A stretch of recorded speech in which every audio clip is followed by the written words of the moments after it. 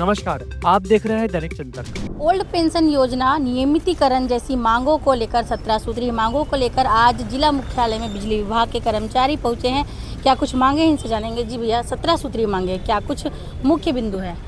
Actually हमारी 22 सूत्री मांगे हैं। मैं आप लोगों को बताना चाहूँगा, हम लोग बिजली कर्मचारी हैं जो ज़मीन से जुड़ के लोगों को विद्युत सेवा जैसी महती आवश्यकता की चीज़ बहाल करते हैं। आज ये बहुत सोचनीय विषय है और चिंताजनक विषय है कि हमारे ही विभाग में नियमित प्रकृति का जो सबसे प्रमुख कार्य होता है बिजली की सेवा आपूर्ति का, वो संविदा कर्मचारियों के भरोसे चल रहा है।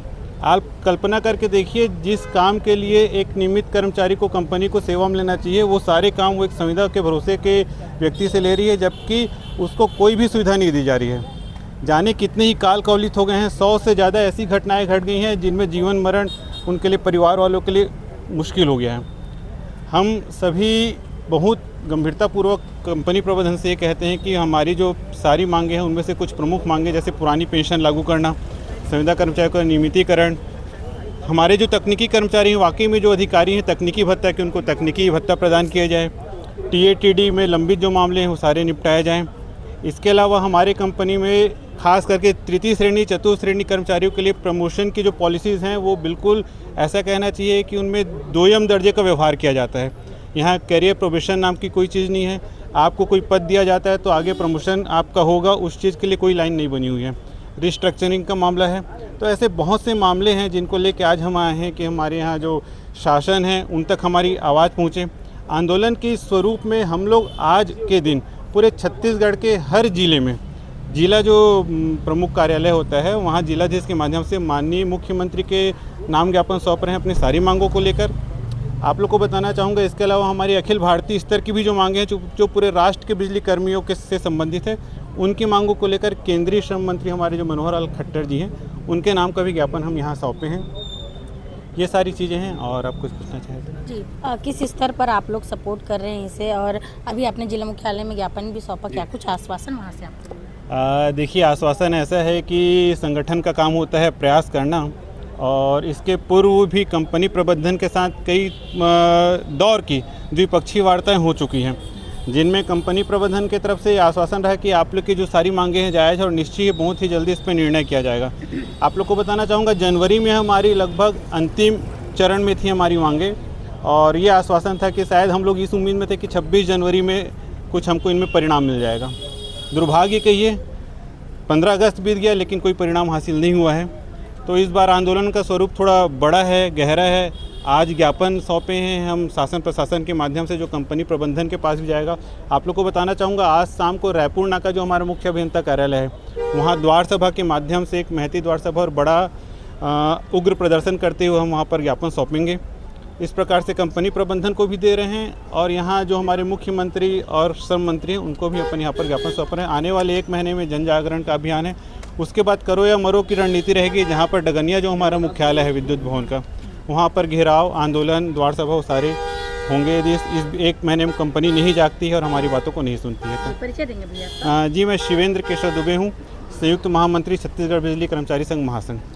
22 सूत्री मांगे हैं, मुख्य कौन कौन सी मांगे लगती है आपकी, सुनना ही चाहिए ऐसा? हमारी मुख्य मांगे हैं ओल्ड पेंशन योजना, संविदा कर्मचारियों को नियमितीकरण करना, और हमारे कर्मचारियों को तकनीकी भत्ता उपलब्ध कराना। क्या लगता है आप लोगों की जो मांगे हैं उनको सुनना ही चाहिए प्रशासन को जल्द से जल्द? बिल्कुल, इस पे सुनना चाहिए। पूरी तरह से इस पे मैनेजमेंट को, सरकार को ध्यान देना चाहिए। संविदा कर्मचारियों का दिन प्रतिदिन घटनाएं घट रही हैं उनके साथ, उनके परिवारों का ऐसे बहुत बुरा स्थिति है जो, और ये हमारा बिजली विभाग टोटल रिस्केबल वर्क है। इसमें एकदम सरकार को, मैनेजमेंट को पूरा इस पे ध्यान देना चाहिए। यदि आप लोगों की मांगे अगर प्रशासन तब भी नहीं सुनता है, क्योंकि आज से आप लोग आंदोलन भी शुरू कर रहे हैं, तो उसके बाद अगला कदम क्या होगा? अगला हमारा उग्र आंदोलन रहेगा। इसके बाद 9 तारीख को हमारा रायपुर मुख्यालय में धरना प्रदर्शन है, उसके बाद उग्र आंदोलन होगा। जी भैया, परिचय देंगे? मैं देवीदीन शर्मा, प्रदेश मंत्री। अच्छा भैया, शासन प्रशासन को कुछ कहना चाहेंगे अपनी समस्याओं को लेकर? ये बहुत बता दिए ना भाई। कुछ कहना चाहेंगे भैया शासन प्रशासन से? शासन से आग्रह है कि इस पे बहुत संवेदनशील मुद्दा है, इस पे विशेष ध्यान दें। मैं आपके थोड़ा सा दैनिक चिंतक, आपका बहुत लोकप्रिय न्यूज़ चैनल है और हमारी बात वहाँ तक पहुँचे आपके माध्यम से। मैं कहना चाहूँगा एक एग्जांपल देते हो, आज कंपनी प्रबंधन को अपने चतुर्थ श्रेणी कर्मचारियों की कोई चिंता नहीं है। फील्ड में क्या स्थिति है, बैठने के लिए कुर्सी नहीं है, कार्य करने के लिए कंप्यूटर नहीं है, पीने का पानी नहीं है हमारे विद्युत विभाग में। लेकिन कंपनी प्रबंधन को उसकी चिंता नहीं है। वो करोड़ों रुपए, 300-400 करोड़ रुपए का बजट बना के एक नया 5 स्टार की बिल्डिंग बना रही है। कहाँ? नया अटल नगर, नया रायपुर में।